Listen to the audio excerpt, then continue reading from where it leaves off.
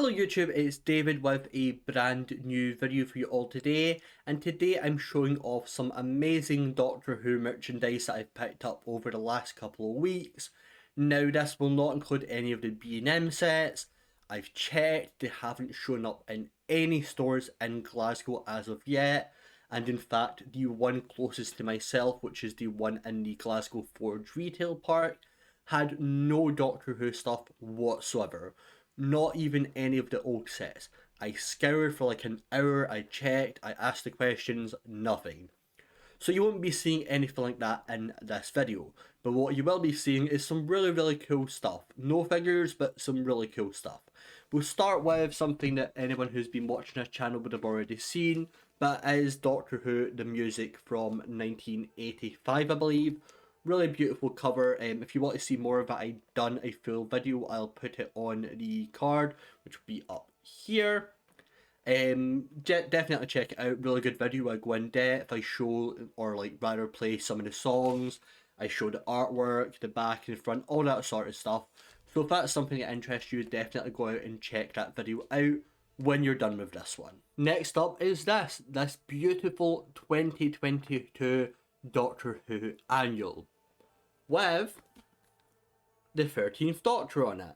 So, the Mirror, stop lying. So, random shill reactionary YouTubers, stop lying. Jodie is on this, and she looks really cool. She's in her like prison uniform from the special. I really like the front of this, I really do.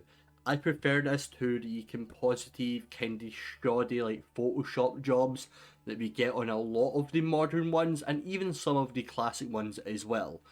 This is a really nice looking cover. I think the actual logo pops, the design of the TARDIS, like with like the whole like just very minimalistic design is really cool. This is basically something very basic as far as what it is. It's mostly for kids, let's be perfectly honest, but it is pretty cool. It's got stats on like certain monsters. There's information on just lots of other interesting stuff. One thing a lot of people pointed out was here with the placements actually showing Ruth and labeling her as fugitive. We still don't know exactly where she takes place yet. My personal opinion on that is that she may be a future incarnation or a incarnation in between. I do not think she is a pre-Hartnell Doctor. Standard stuff, she's got a police box. The first Doctor has a police box because he landed on Earth, etc. But yeah, whatever. That doesn't really matter too much. We'll find out when the show actually comes out. But just like a lot of fun. It has a lot of little tidbits in here. Information that even I didn't know. Like, where was it? It talks about the Sycorax from the Fire Trap JX82. Like, I didn't know that. Like, I don't think they mention it in the story. Like, it could be in some expanded media and stuff. I didn't know that. So that's pretty cool. But yeah, this is mostly for kids, but it's a lot of fun. Jodie's on it. It's nice to have in the collection. It's like £6 or £7. Nice hardcover. I couldn't pass it up. And getting into the reason that a lot of you probably clicked on this video, the Big Finish stuff, I'll start with the classic releases I picked up. First of all, we have the Monger, which is number 5 in the entire range. Trying to avoid the glare. Really cool to have this on physical. I do own the digital version. This was the very first Big Finish story I ever listened to on Spotify. Really cool, just highly recommend it. Not in the best condition, like the back like is kind of like tattered, the actual like inside, but the front cover and the spine are really nice. The discs themselves are in good condition.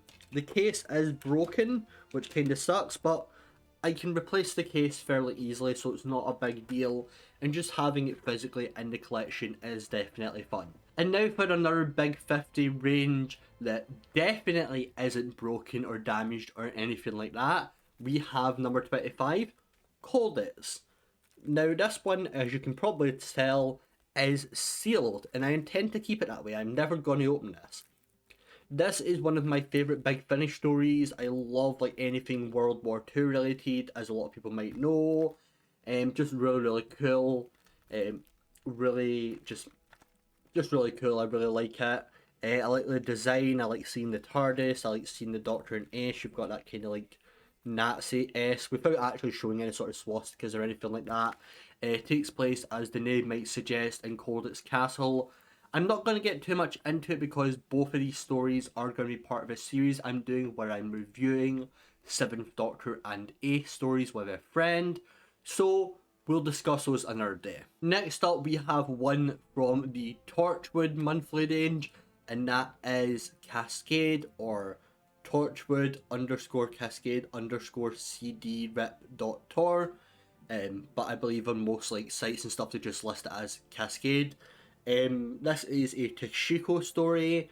I know it takes place just before the finale of Series 2. I'm actually watching through Series 2 just now, rewatching it, so definitely going to listen to this one before I get to the finale.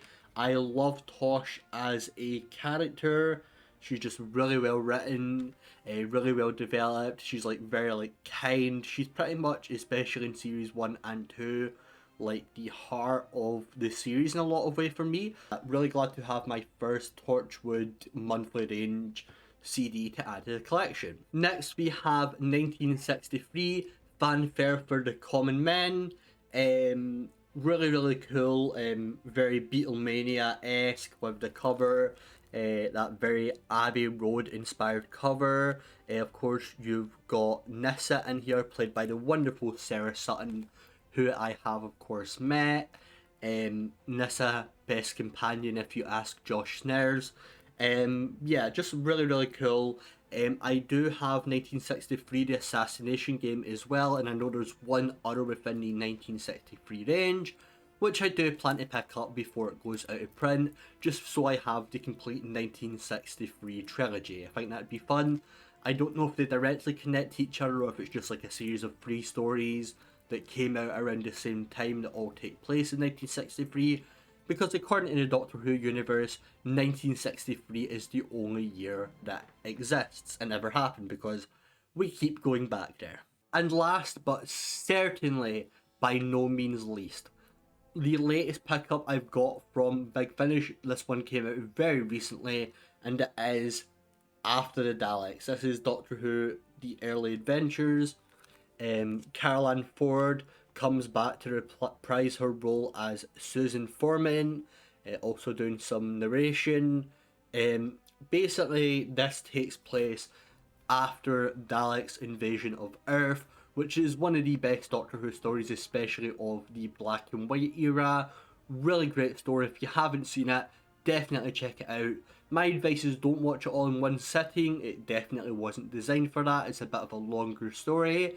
But if you watch it over the course of a couple of rainy afternoons, a couple of rainy Sundays, you'll definitely enjoy it. It's a really fun story, really well developed, and I like, based on what I've heard from and seen from the trailer for this, that it's going back, it's seeing what happened after that very famous speech, what happened after the Doctor left Susan. Now we do have some other things from Big Finish as well, which obviously pick up a lot later, with the 8th Doctor meeting Susan. But as far as the immediate, what happened straight after that event, this is what that's going to cover. I've not listened to this yet, got a few things to get to, but I definitely will, and I'll definitely do a review if it's something you want to see. This has probably been the most rambling, most ranty haul video you've ever seen, so I do apologise about that. Welcome to the channel. If you're new, go ahead and subscribe. Hit the notification bell so you get notified every time I upload a brand new video. Smash that like button. Thanks for watching. Until next time, goodbye.